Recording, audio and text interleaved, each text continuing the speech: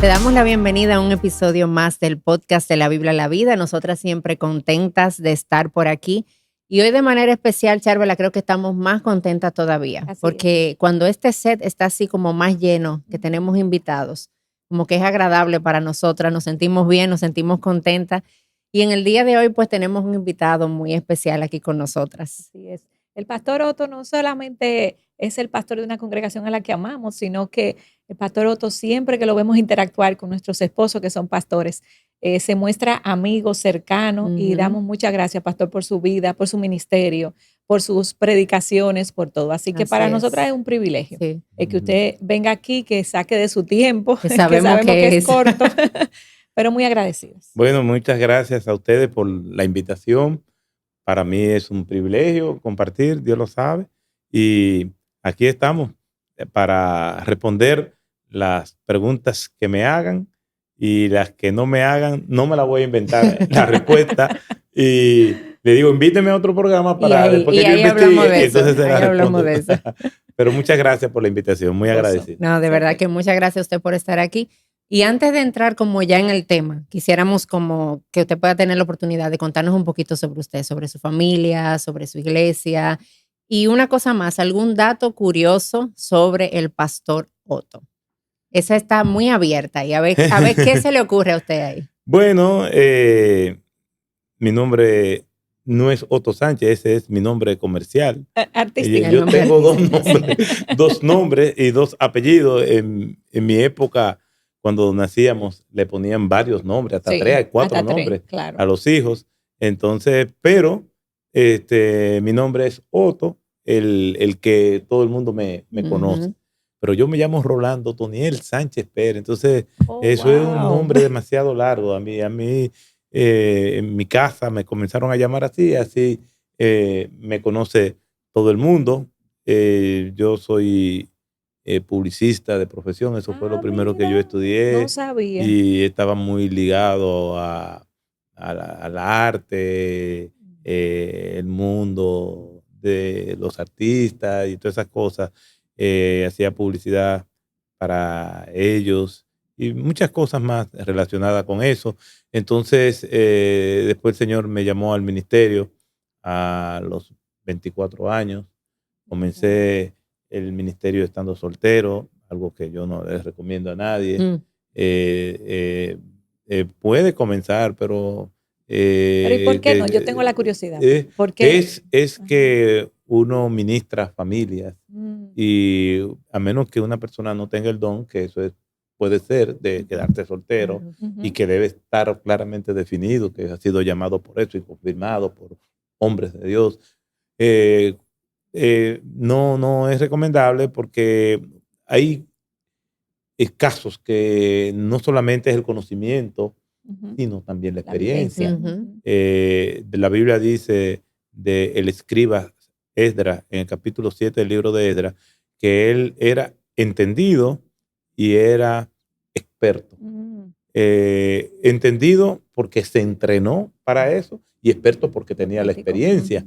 Entonces, hay dinámicas que solamente se enfrentan y se pueden interpretar mejor y ayudar mejor si uno tiene el entendimiento y también tiene la experiencia. Entonces, eso ya limita a una persona soltera, aunque no quiere decir que no se haga. Claro. Y creo que si está claramente definido que está llamado a casarse, pues entonces tiene que procurar hacerlo. O si lo contrario, no está llamado a casarse, como fue el caso del pastor y teólogo John Stott. Nunca se casó y él lo decía que era su don, pues, y es extraordinario, pues entonces ya hay más claridad y más prevención de muchísimas cosas que se pueden dar en el ministerio. Entonces, bueno, me casé y tengo 2 hijas y ¿qué tiempo tiene de casado?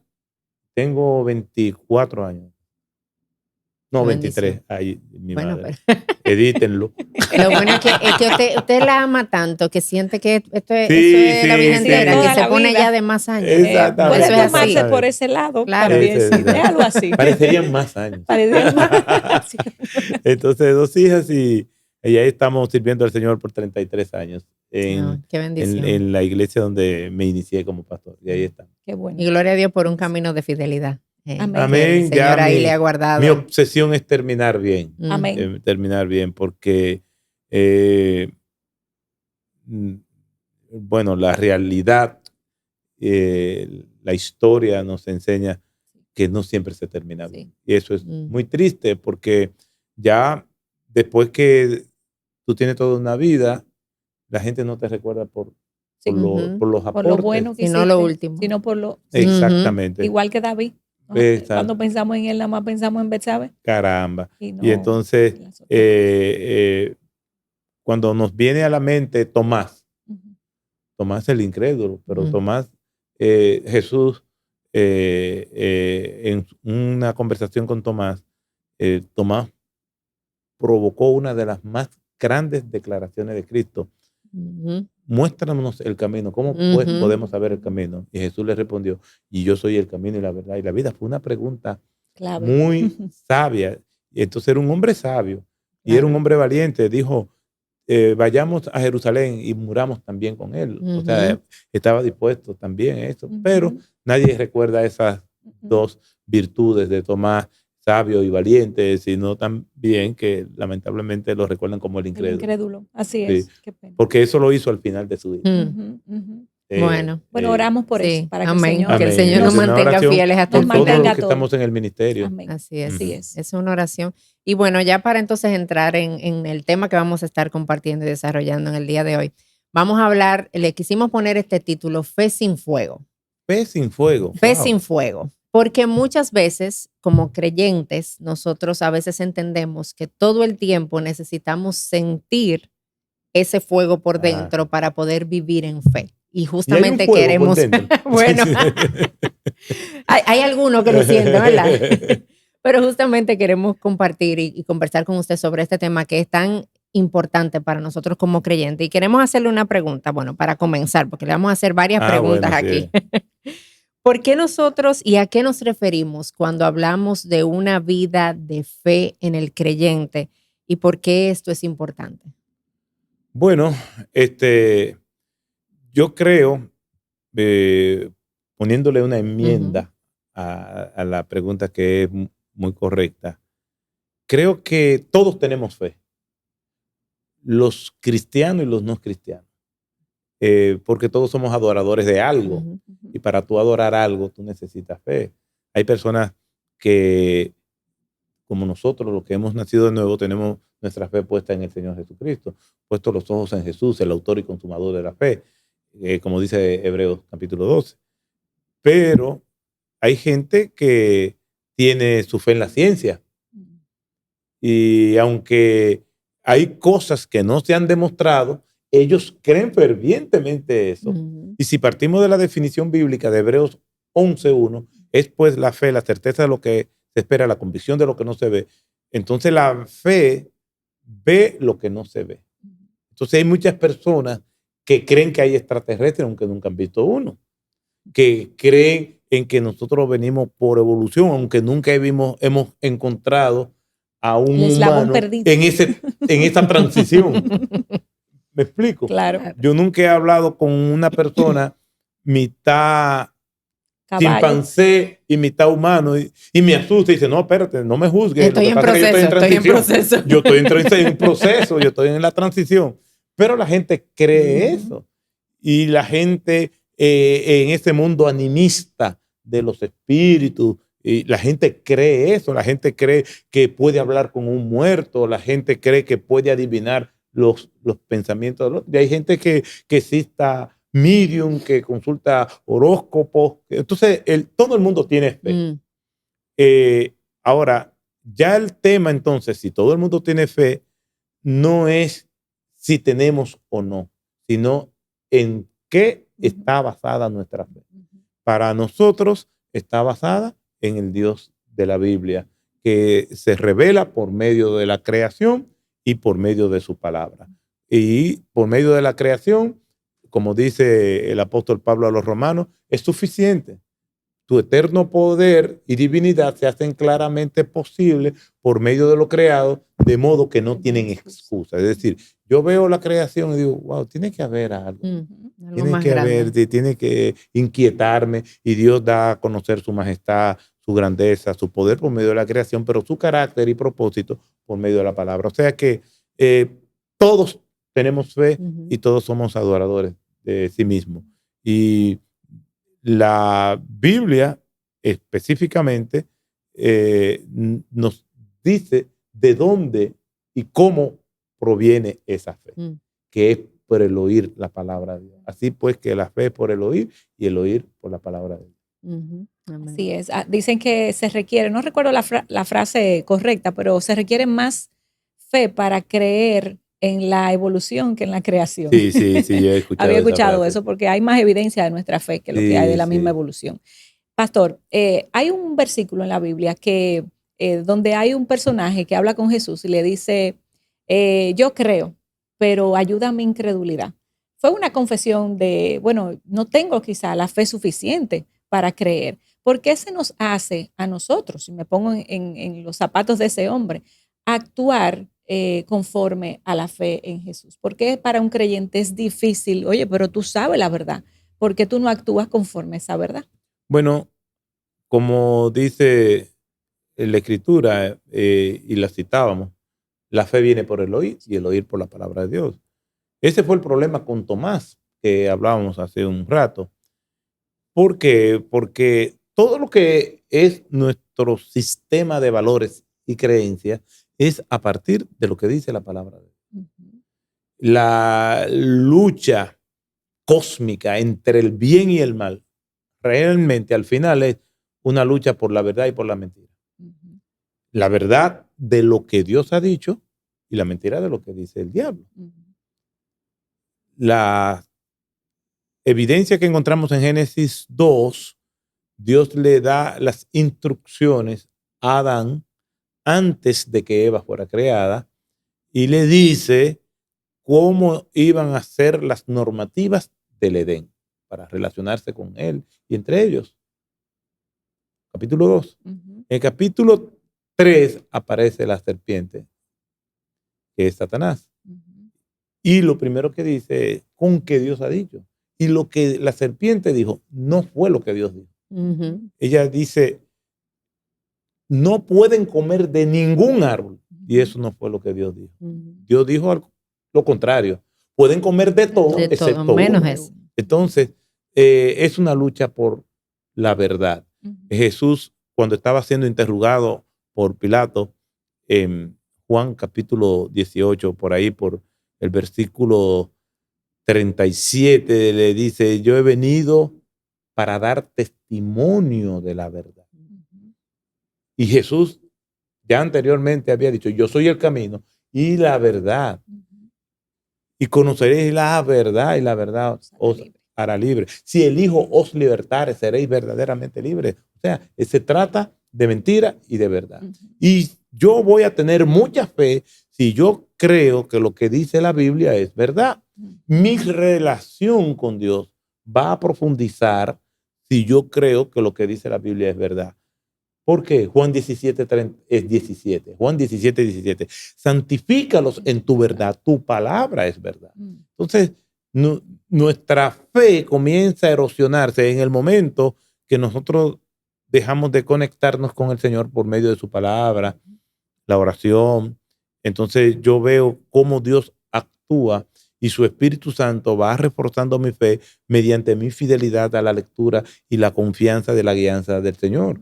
Lámpara es a mis pies tu palabra y lumbrera mi camino. O sea, tenemos tantas evidencias en la Biblia de que confiar en el Señor nos va a hacer a nosotros cristianos con una fe más robusta. Más entonces, vamos a entender que eso es lo que dice la Biblia y lo vamos a hacer, aunque no lo sintamos. Ahí está el fuego del que ustedes hablaban, porque algunos creyentes interpretan que mucha fe depende de lo que ellos sientan en un momento determinado. Y no es así. La fe no es por lo que yo sienta. La fe no me mueve a mí a hacer algo porque yo sienta, sino que la fe me lleva a la obediencia. Y la obediencia muchas veces es fría, tiene que hacerlo, lo sientas o no. Es craneal. Lo correcto no está determinado por mis sentimientos, sino porque lo que dice la Biblia hay que hacerlo. Sencillo como es. Claro, y bueno, partiendo justamente de eso que usted está mencionando ahora, que es una realidad que nos habla tanto a nosotros, a nuestra generación, de que damos tanta prioridad a nuestros sentimientos.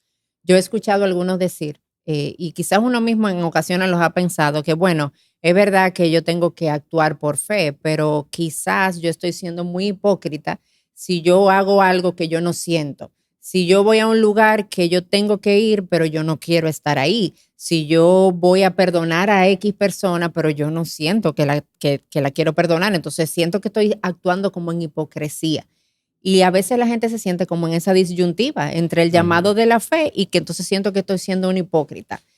¿Cómo podemos encontrar como un punto adecuado en este entendimiento que a veces se presenta? Imagínate que alguien va al banco a hacer un pago y ese cliente es una persona muy conversadora. Todos conocemos gente así, que van y conectan rápido con la fila entera. Sí, es dominicano. Y todo el mundo lo conoce. Don fulano, venga por la aquí. vida entera. Y ese día que va a hacer ese pago, la oficial o el cajero le dice, don fulano, ¿qué usted tiene? Que lo veo tan serio, lo veo triste. Dice, tengo que hacer el pago y no quiero. Entonces le dice, no, pues entonces no podemos recibir su pago, porque la política del banco es que el que va a hacer su pago tiene que hacerlo con sinceridad, contento y que realmente siente pagar. Si usted Mándeme no siente ese banco, por favor. Si usted no siente pagar, la política del banco es no recibir su pago. Eso le van a decir. No. Le van a decir, bueno, lo lamento mucho. Dígame, vamos a proceder. ¿Por qué? Porque no es hipocresía cuando lo que uno está haciendo es correcto. No es hipocresía. Porque realmente lo correcto hay que hacerlo, lo sienta o no. Imagínese y situaciones así se han dado. Un médico está para salvar vidas y la vida que tiene en sus manos es la de una persona que le fue hostil en un momento determinado y ese tiene que hacerle una cirugía de emergencia. El médico reconoce a la persona. Sería inmoral, falta de ética, incluso penado por ley, si ese médico decide vengarse. Él tiene que hacerle el bien y él no está siendo hipócrita. Dice, ¿qué médico más hipócrita? ¿Le salvó la vida a esa persona? No, no es hipocresía cuando lo que uno tiene que hacer es correcto. Muchas personas condicionan eso al perdonar. No, es que yo no siento perdonarlo. No, usted tiene que perdonar. ¿Y cómo? Diciéndole a esa persona, mira, vamos a hablar y vamos a ver que en ese proceso se va descargando y algo comienza a desmontarse. En algunas situaciones toma más tiempo que otro, pero por lo menos está la actitud y uno está pidiéndole al Señor. De hecho, eso pasa también para la salvación cuando predicamos el evangelio. La gente dice, mira, ese mensaje que tú estás diciendo es muy bonito, pero yo no lo siento. Ahora, como yo no soy hipócrita. No me llegó. Pero cuando el Señor manda a Felipe a predicarle al etíope en Hechos capítulo 8, desde el versículo 26 en adelante, Felipe lo intercepta y le pregunta, ¿entiende lo que él es? No le dijo si siente, porque el evangelio no está determinado por lo que uno sienta, sino por lo que uno entiende. Por eso era que Agustín decía que en nuestra relación con Dios está relacionada la fe y la razón. La fe no anula la razón. Dios nos ha dado un entendimiento. Y Romanos capítulo 12, verso 2, dice, no os conforméis a este siglo, sino transformados por medio de la renovación de vuestra mente, de nuestro entendimiento. Entonces, definitivamente, la fe tiene que ver más con obediencia que con lo que uno siente. Yo no estoy negando los sentimientos y las emociones. Yo no lo estoy negando. Somos humanos y existen. Yo me he conmovido viendo y haciendo cosas para el Señor y cantándole al Señor y leyendo un texto bíblico me conmueve y hay emociones. Pero el doctor Martín Loyola decía que el alma humana está compuesta por razón, emociones y voluntad. Todos los estímulos que nosotros recibimos los procesamos en nuestra parte racional y si son correctos podemos emocionarnos. ¿Por qué no emocionarnos con el Señor y mostrarla? De hecho, hasta cuando hay enojo, tenemos que mostrar nuestras emociones, pero eso no puede llevarnos al punto a pecar contra Dios. Airaos, pero no pequéis. El Señor mostró sus emociones sin llegar a pecar, obviamente, pero también nosotros podemos decir, mira, me siento mal, me siento indignado por esto.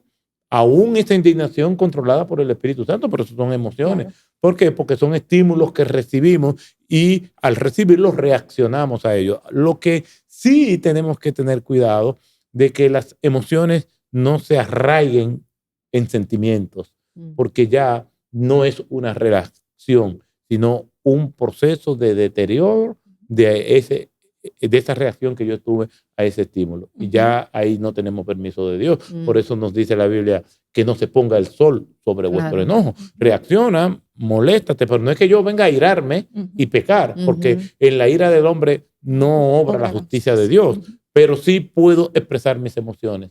Entonces, la fe no depende de ello, pero tampoco niega las emociones. Lo que hace es que no depende de las emociones ni de los sentimientos, pero no lo niega.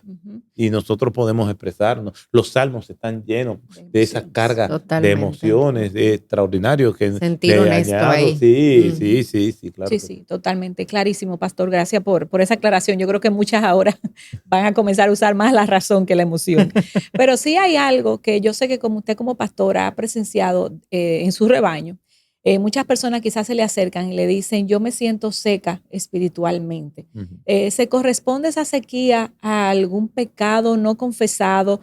Pudiéramos decir que una persona puede darse cuenta por ella misma que está seca espiritualmente o tiene alguien que venía a decirte, mira, tú no estás bien.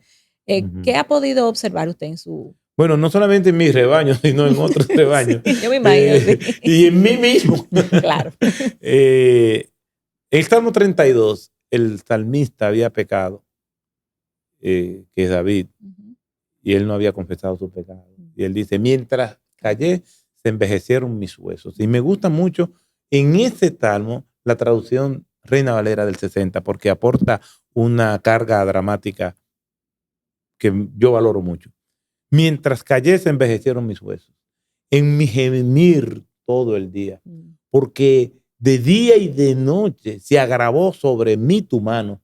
Se convirtió mi verdor en sequedades de verano. ¡Wow! Hermoso. Hermoso. Sí. Pero eso era una canción. Los salmos son canciones. El salmista abrumado, atrapado entre su pecado, su orgullo, la falta de honestidad y ver cómo Dios lo iba emboscando. Toma su arpa y comienza a cantar eso. ¿Cómo hubiera sido esa canción, la melodía de ese drama líquido como es la música? Entonces, ahí su depresión, su sequedades de verano usa él. Y nosotros que vivimos en un país que tiene 2 estaciones, verano e invierno, nosotros nos damos cuenta. Sabemos en cuál estamos ahora mismo. Exactamente, con temperaturas extremas siempre. Sabemos lo que es la sequedad, la sequía. Estamos en un país tropical y sabemos lo que es una sequía, cómo las plantas se van afectando. Y David dice que su alma es sequedades de verano. Entonces es fácil de entender. Pero no necesariamente todo mi desánimo puede venir por un pecado específico. Me viene a la mente el profeta Elías. El profeta Elías viene y se van a la cumbre del Carmelo y tiene una victoria épica, extraordinaria, contra los falsos profetas de Baal y de Acera. Todo un día. Después le dicen que Jezabel dijo, él no la oyó, que mañana me hagan los dioses lo que tú le hiciste a los profetas míos si yo no te hago eso a ti, si yo no me vengo. Mira, Jezabel dijo tal cosa. Y Elías huye. Con miedo. Y desea morir. Se cayó en un estado depresivo. Sus emociones se lo traicionaron. Reaccionó. Y es una reacción. Y entonces, lo que me llama la atención es que el Señor no lo confronta. No le dice, hombre de poca fe. No le dice, no te mostré mi poder tú ayer. no viste que te di mi respaldo con los falsos profetas. Y ahora viene a huir por Jezabel. Claro, ella es peor que ellos, pero no me explico. Sí. Pero el Señor lo puso a dormir y lo puso a comer. A veces, cuando estamos muy cansados física y emocionalmente, nosotros podemos caer en un desánimo. Es una reacción del cuerpo, no necesariamente producida por un pecado. Claro. Entonces, los discípulos en Mateo 28, 16, dice que el Señor convocó a los discípulos en el lugar donde habían de reunirse en Galilea. Y el versículo 17 dice, pero cuando Jesús se le apareció, le adoraron, pero algunos dudaron. Le adoraron, la palabra es proscuneo, se postraron, no necesariamente se aplica a la adoración al Señor, sino a cualquier cosa, postrarse, enseñar de reverencia, de subordinación a la autoridad de esa persona. Pero dice que algunos dudaron. Eran 11. Entonces algunos reconocieron que era Jesús, otros no. Entonces, ¿por qué dudan? No me vieron resucitado, no vieron que fui yo que le dije. Jesús le dijo, versículo 18, toda autoridad me ha sido dada en el cielo y en la tierra. En otras palabras, mi autoridad no depende de su adoración, yo soy el que soy. Entonces, ¿quiénes son los que dudan? Los creyentes. El creyente, al igual que esos discípulos, estamos entre picos y valles, entre la fe que nos fortalece en un momento determinado y otra vez estamos dudosos. Entonces, la ausencia de fe en la Biblia no necesariamente es la duda. Puede ser una expresión de duda, como Tomás, pero puede ser una expresión de idolatría, como el pueblo de Israel en el Antiguo Testamento, o puede ser el miedo. O sea que la falta de fe se manifiesta de distintas maneras, no solamente de una sola manera. Pedro no tuvo fe. Él tuvo fe porque caminó. Claro. Lo que pasa es que se distrajo. Y eso es la misma palabra que le dice el Señor a Marta. Marta, Marta, afanada y turbada. La palabra afanada es distraída. Se dejó distraer. Quitó la mirada de Jesús. Y eso sí, de verdad que nos afecta.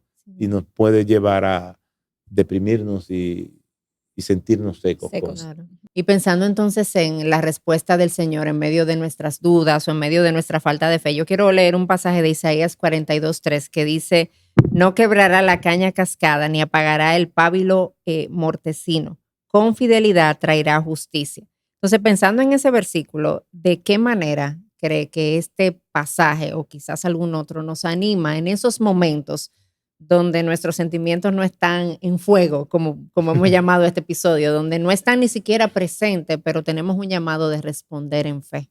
Bueno, este pasaje de Isaías apunta a Cristo, son de los pasajes mesiánicos del profeta Isaías, y está hablando de la relación que nosotros tenemos con el Señor. Y un ejemplo precisamente es eso. El Señor tomó el látigo para echar a los mercaderes del templo, pero nunca lo usó con sus discípulos. Ellos están en una embarcación, Jesús está durmiendo en la embarcación, hay una tormenta, ellos comienzan a reaccionar trémulos de pavor, y Jesús lo que le dice, ¿por qué dudaste, hombre de poca fe? Yo estoy aquí. y calmó la tormenta. Después, cuando en un episodio semejante, después de alimentar a más de 5,000 personas, en la versión de Juan 6, dice que Jesús envió a los discípulos delante y ellos comenzaron a cruzar el mar de Galilea y ahí vino otra tormenta repentina. Y entonces cuando Jesús viene a rescatarlos, ellos lo confunden con un fantasma. Los fantasmas existen, no existen, pero lo confundieron con un fantasma. ¿Cuál hubiera sido la reacción de cualquiera de nosotros? Ah, un fantasma, pues resuelvan ustedes. Sí. Jesús no hizo eso. Calmó la tormenta. Amén. Entonces, el Señor sabe. Su palabra dice, mis pensamientos no son vuestros pensamientos, mis caminos no son vuestros caminos. Y aún Él está viendo eso, no nos va a tratar con misericordia. Es más, en la versión de Marcos, de ese pasaje, cuando ellos iban cruzando el mar de Galilea, que Él vino caminando sobre las aguas, dice Marcos que Él los estaba viendo remar. Él estaba en tierra firme y lo estaba viendo remar. Dice Jesús viéndolo remar. Entonces, el Señor está pendiente de nosotros. Amén. Nos ama. Ese amor eterno con que Dios te revela en el Antiguo Testamento también se aplica a nosotros. Y el Señor es grande en misericordia. No quiere decir que Él tolere el pecado, pero nos da mucha esperanza si conectamos ese pasaje con lo que se nos dice el autor del libro de Hebreos de Jesús, que no tenemos un sumo sacerdote que no deja de compadecerse por todas nuestras necesidades, sino uno que fue tentado en todo, pero que nunca pecó. Y el ministerio de Cristo es interceder por nosotros. Entonces, me llena de mucha esperanza, porque si no fuera por la misericordia del Señor, hubiéramos sido consumidos. Amén. Así es. Amén. Pastor Otto, muchísimas gracias por este tiempo que nos has regalado. Yo creo que nuestra fe ha sido corregida, ha sido retada, ha sido estimulada. Así que damos gracias por eso y esperamos que este episodio sea de bendición y crecimiento para todas ustedes. Nos vemos en una próxima entrega.